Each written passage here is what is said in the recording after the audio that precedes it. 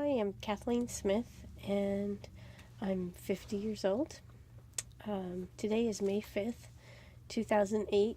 We're in Sacramento in front of the Sacramento Public Library, and my mom and I are here at StoryCorps and would like to ask her family stories. My name is Janett Smith. I'm 73. Today is May 5th, 2008. We're in Sacramento, California, and my daughter is interviewing me. We talked about this. You said I should sign up because I know the family stories. I've been researching our genealogy, and as I've been researching, I've had all sorts of questions I wished I could ask the ancestors. Like, why did they leave their home and come to this country? What possessed them to do such a wild thing? And I'd just give anything to be able to ask those questions or to hear their voices. And mine's going froggy because I have allergies. Anyway, so I wanted to have you do this with me, Mom, because somebody in the future might really wish that they could hear your voice or ask you questions. So I guess I'm just going to start asking you about your childhood. I think you had a pretty happy childhood. I did. My parents were really great parents. What was your earliest memory of childhood? My earliest memory of childhood is living on Sandy Inez Way with my mom and dad and my big brother. And he was going to school, and I could walk down to the corner and see him coming home from school. I was around 3 then, I guess. And another thing I remember about living there was a birthday party that my Aunt Anne and Mom had put together. There was crepe paper streamers and little cellulose dolls dressed in crepe paper and a birthday cake that had little pink bunnies on top. And apparently there was a music box that made the cake go around, and it played Happy Birthday. And I thought those little bunnies on top of that cake were singing to me. That's Sandy and Ed's Way, I think. That's pretty good. I've never heard that story, so that's really good. So, I know that you were really active as a child. You liked to play with your brothers. What kind of things did you like to do? Well, I had 2 brothers, so it was during World War II, and everybody talked about commandos, so I got to play commandos with my brothers in the vacant lot next door. And we would, in the springtime, we would be in the vacant lot where there was a pile of rocks, and there was long, tall grass growing. We'd pick up these tall, long grasses by the roots, and we'd throw them and pretend like that they were hand grenades. My poor father was just beside himself because I was being a boy instead of a little girl. Well, you didn't have any sisters yet then. No, and I liked to climb trees, play in the backyard, and climb on top of the patio. So that was at your second house, though. That was at Markham Way, wasn't it? Yes. Yeah. There was a vacant lot next door, and I remember you telling me that Grandpa Freitas lived with you there. And yeah, Grandpa Freitas had moved in about that time, and he made a victory garden. He took string and he squared off the yard, and they plowed it up, and all the neighbors in the block came down and planted their vegetables. And of course his were the nicest ones because we lived next door, so he could watch his all the time, and all the other neighbors, of course, were working and had to come down on the weekends to work in their victory gardens. So he wasn't working at that time? No, he had been ill, and he came to live with us to recuperate. So, Seth would like me to ask you a question. What kind of books did you like to read? Well, Seth is my grandson, my oldest grandchild. And I used to love to go to the library and read anything about foreign countries, any book I could find that had stories of children in foreign countries. And I would roller skate to the library and spend all day, and then I'd roller skate home. Where was the library from your house? Oh, it was down on 22nd, I think, around S or T Street. It was the McClatchy Library. Oh, yeah. I think when Seth asked me to ask you that question, he also said he wanted to know what school was like for you. Well, I loved school, and it was only a block and a half away, and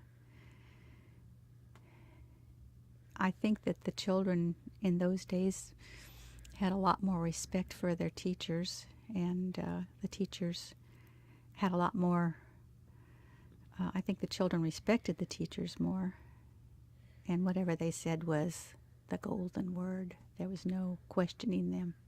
Right. But I went to all from kindergarten through 6th grade with the same children, always, until I went through high school with most of those children. Yeah, you did, because we had a funny experience out in front.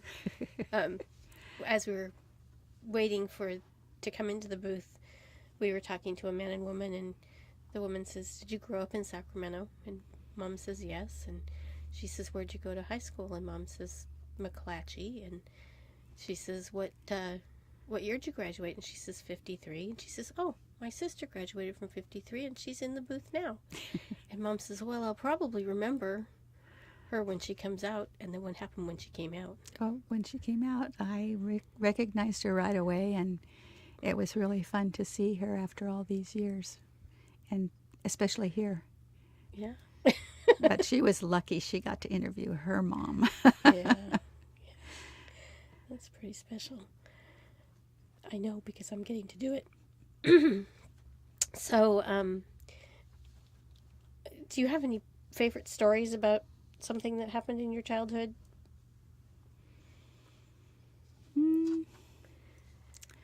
I think I liked going with my parents. It seemed like that they liked to go out to dinner, and they would always take us out to dinner to different places, and we experienced different kinds of food. And one particular time I remember that we got to go to San Francisco and eat in this beautiful Italian restaurant. And after we were sitting in a huge big round booth, and we were little scared bunnies sitting there with our parrots, and the waiters were so kind and they were so nice, and they brought us special desserts after our special dinner in San Francisco. And after that we went to the ice follies, so that was really a special trip. Yeah, that was pretty exciting for a kid. I know that you got to go to San Francisco on the Delta King too. Can you tell me about that? I was really young, and I remember going down to the dock and going on board, and they took us to our staterooms, and because it was the Delta King, there were little tiny staterooms. So Mom and I had one, and my brother and Dad had another, and they were bunk beds. And we went on a tour of the boat and watched the big paddle wheel, and we went into the dining salon and were treated royally by the waiters. I guess that little kids on the boat were kind of a rarity, and we really got the special treatment from the waiters. And it was an evening trip, and when we woke up in the morning, we got off the boat in San Francisco. And was that the time that you went to the fair? Yeah, after that, we took another ferry over to Treasure Island to the fair and spent the day there. And my dad didn't go with us when we first went. He came in the evening, and we had the evening with Dad at the World's Fair. To tell you the truth, I don't remember too much about the fair. I only remember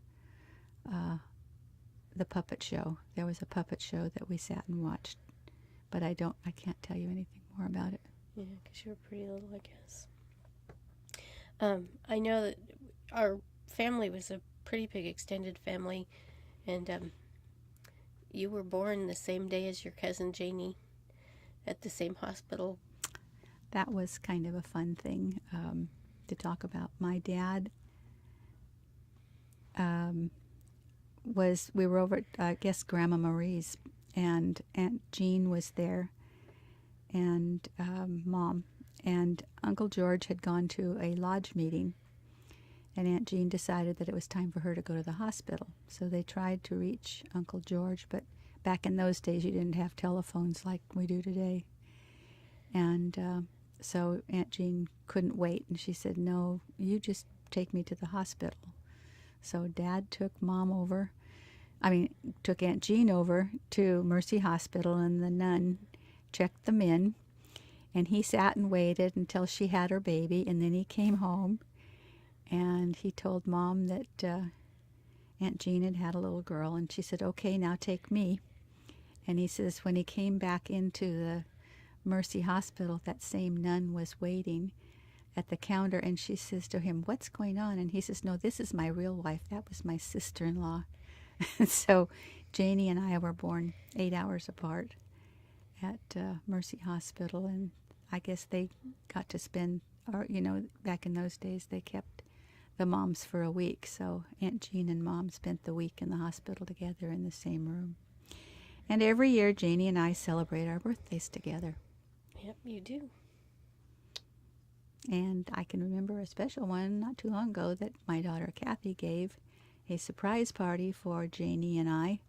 It was for our 70th birthday, and that was a real lot of fun. Yeah, that was a surprise, wasn't it? Yep, it was. I had no idea. But you used to do things together, like on holidays or whatever. You would be with your extended family, and you talk about you kids would end up all sleeping in one bed, and the adults would stay up partying. Yeah, I can remember when I was very young that we'd always get together for Christmas and Thanksgiving, and Christmas time was really a big one, and we would all go to one of the sisters' houses there. Mom had two sisters, Aunt Ruth and Aunt Jean, and we'd all go to one of those houses Christmas Eve, and it was a rule that we couldn't have Christmas, Santa Claus, until midnight. So all of us children would snuggle into bed, and usually it was one big bed. And there was my brothers and Janie and her sister, and we'd sleep in there until midnight so we could get up and have our Christmas presents passed out, and then after that we would have breakfast around 1 or 2 in the morning, and it would be vingdalhos, which was traditional Portuguese, and they'd cook that with eggs and toast, and it was a big celebration. Yeah, we've tried to figure out that recipe, and we've never quite made it. No, we haven't. But also, we can't stay up that late anymore. I don't know what the problem is. Those generations had something on us. Yeah. So, is there anything else you would like to say about your childhood? Well, I just think that I had a really, really nice childhood. My parents were very encouraging, and they would take us many places. Every Sunday seemed like Dad and Mom wanted to go for a ride, and we'd have a picnic. Mom would fry chicken the night before and make potato salad, and we'd get in the car and travel off. Maybe go up to Riverton and have a picnic, or go up to Auburn, or even go to the ocean, up to Point Reyes. Or in the summertime, my dad would take us, my two brothers and I and my mom, and leave us in Santa Cruz at a place called Johnson Cottages. And we'd get to spend 1 or 2 weeks in Santa Cruz. And I think my grandparents used to come too, because they loved the ocean. And we could spend the hot summer days in Santa Cruz playing in the ocean. They were, we had so much more freedom. My brothers and I could run to the beach and stay there all day long. And Mom would come down and bring us lunch and spend a couple hours and go back. And we were there on the beach all by ourselves, and we were just little kids, about 3 to 10 years old. And I wouldn't dare do that with children today. Well, we got to do it a little bit when we were kids. You let us do it a little bit, but not as much as you and your brothers did. Yeah, but that was an annual thing that we'd like to go to Santa Cruz. Well, that was a family tradition that goes on. Well, you just showed me some pictures that I think are really interesting of my grandparents in Santa Cruz that I hadn't seen. And it was my dad and his brothers and sister and his mom and dad in the same Santa Cruz beach that I got to enjoy. Yeah, those are really neat pictures because the same houses are still there. You recognize the beach. The people are just different and the clothes are different, but the it's still the same. I'm going to kind of change here what I'm talking about. When you were in high school, you met my dad, Ed. Can you tell me about that? Well, my parents had moved to 16th Street, 16th and M by then. Dad had gone into business, and so they bought this old Victorian house, and we lived upstairs, and he put his key shop down in the basement. And I would walk around the corner to 15th Street and catch the bus every morning to go to school. And your dad was living in a rooming house. He was going to school at, I can't remember the name of it. It was a business school. Yeah. He had been sent there to go to school because he lived in Grass Valley, and he had an accident and couldn't finish high school. So the Lions Club, I think it was, had sent him to Sacramento to go to the business school so that he could have a job. Anyway, he was living in the rooming house, and he watched me catch the bus every morning and come home in the evening after school. And he would, when I came home from school, he would be walking down the street. He'd go to the grocery store, and he'd be throwing a loaf of bread up in the air as he walked by me. And he did this every day for I don't know how long. And finally one day he called my father's shop because the phone number was on a sign, and he asked to speak to me. And my mother says, well, how do you know her? And he says, I don't. I just wanted to say hello. I live around the corner. And so she gave him the house number, and he called the house number, and we got to talking, and our romance started. He was 2 years older than me, and he finished his business school and graduated and went to Vacaville to live, and I continued my schooling in McClatchy High School. And when I was 16, he wrote me a letter and said that, told me what he was doing and could we get together. And so when he came to town, we would go to movies and to dinner. Oh, so like real dates. Real dates. Wow. See, I didn't know that. And you took him to your high school prom? Yes. He went to my high school prom and met all of my girlfriends. There was 5 of us. Yeah, there was Beverly and Jean, Joan, Yvonne, Betty. and Betty.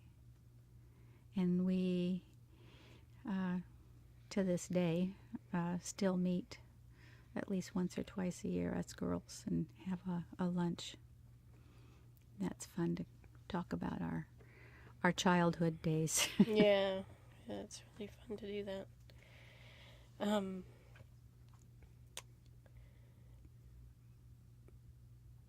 So then you decided to get married as soon as you graduated from high school. Well, what were you thinking?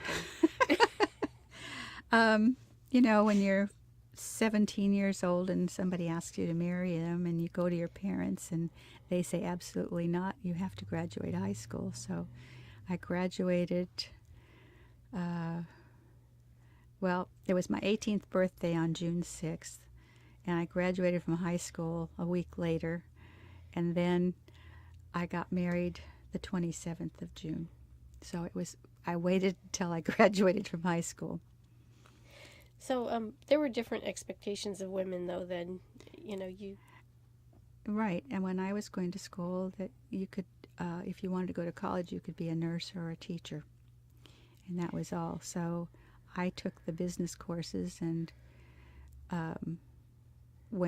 after Ed and I got married, I went to work, and I worked for 5 years before you were born, and then I was home for a couple years with you, and then I went back to work after Eddie was born, and I worked for another 20 years or 25 years, I guess, in banking, and then I finally retired. So was your life different than you expected it would be? No, but if I had been told that there was other things for women to do, I would probably have gone on to college. And I did actually go to college while I was working. The last, I must have been in my 30s when I went back to college. Yeah, you did. You worked and you raised kids and went to school all at the same time.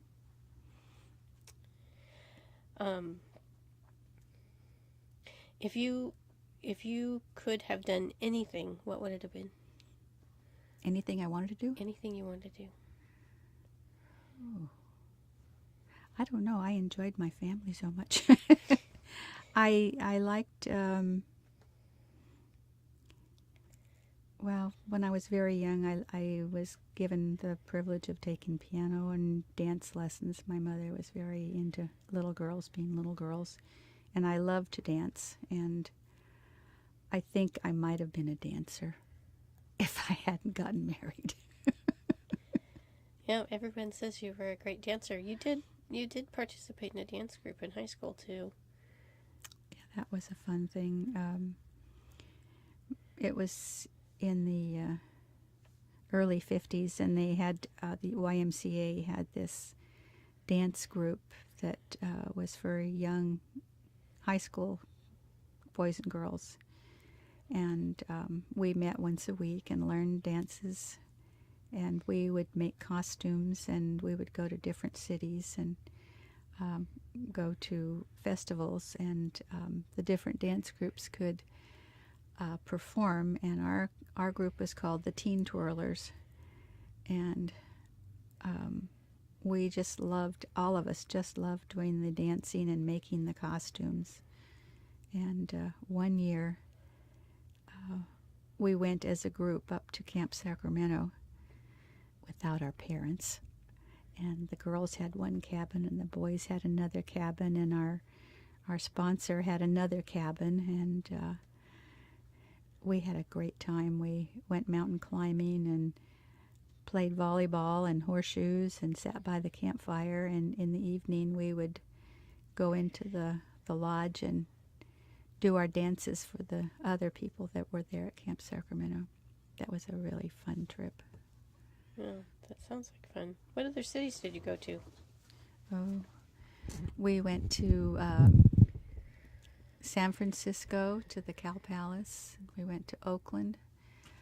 I can't remember where we went in Oakland. It must have been a big hall. And we went to Marysville,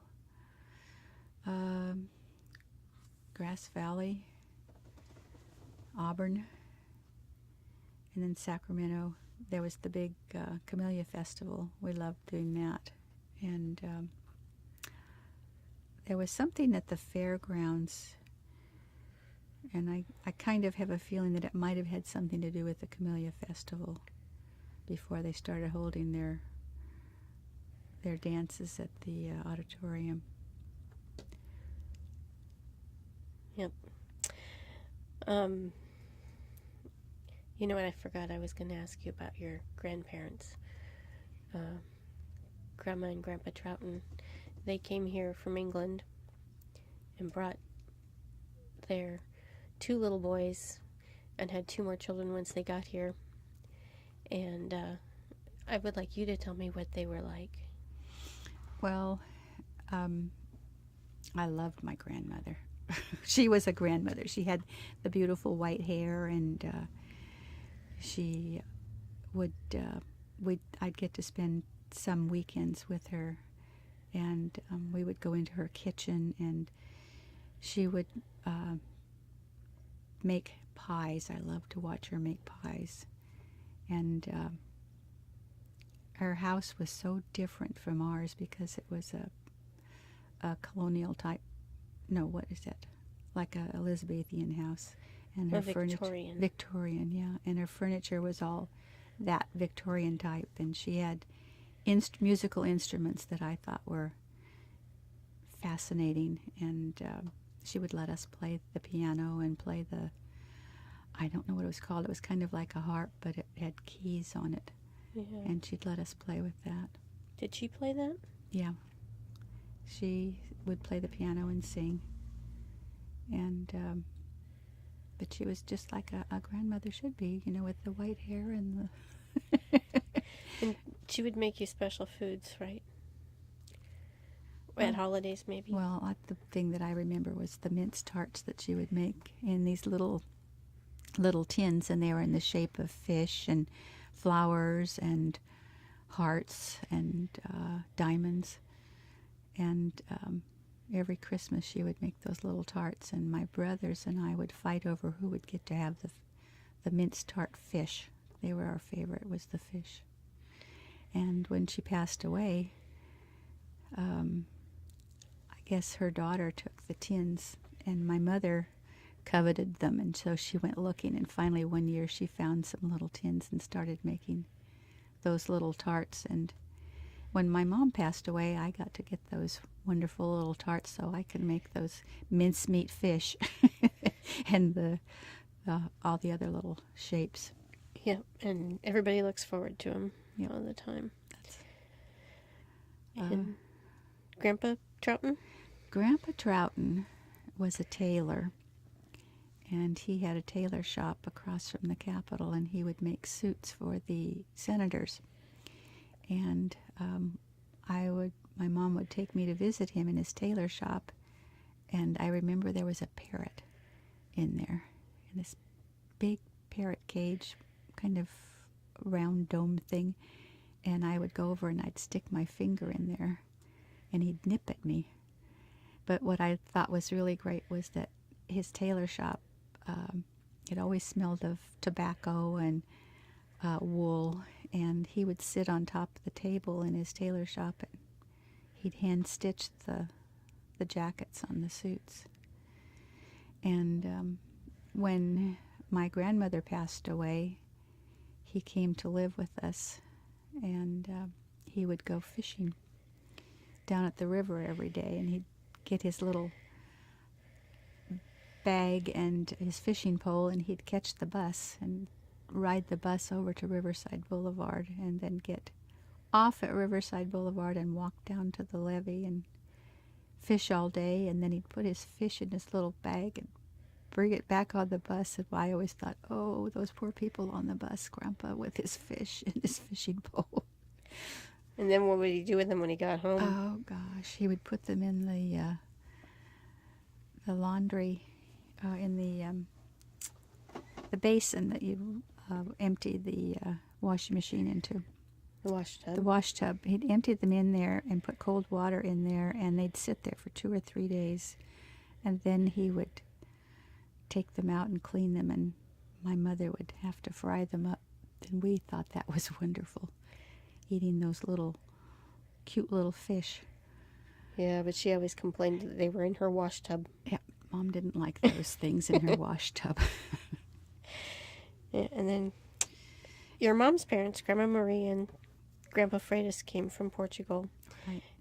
They stayed in Hawaii for a couple of years, and then they came here with a whole lot of Grandma Marie's family.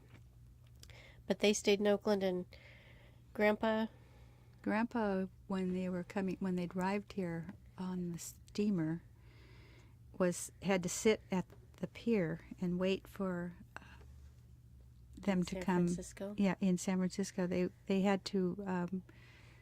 They took the buggy and took all the moms and family home to Oakland, and he was left on the pier with all the luggage. And while he was on the pier waiting for them to come back, he saw a sign that was offering jobs in Sacramento at the SP depot as a carpenter, and that's what his trade was. He was a carpenter. And when they came to get him, he said to Grandma Marie, he told her, I'm going to Sacramento because there's jobs there. And she said, no, we have to stay in Oakland with my family. And he said, well, you can stay here with your family or you can come with me to Sacramento. So they packed up and came to Sacramento, and he got his job at the SP depot, building those boxcars. And they bought a house, and they had 4 girls.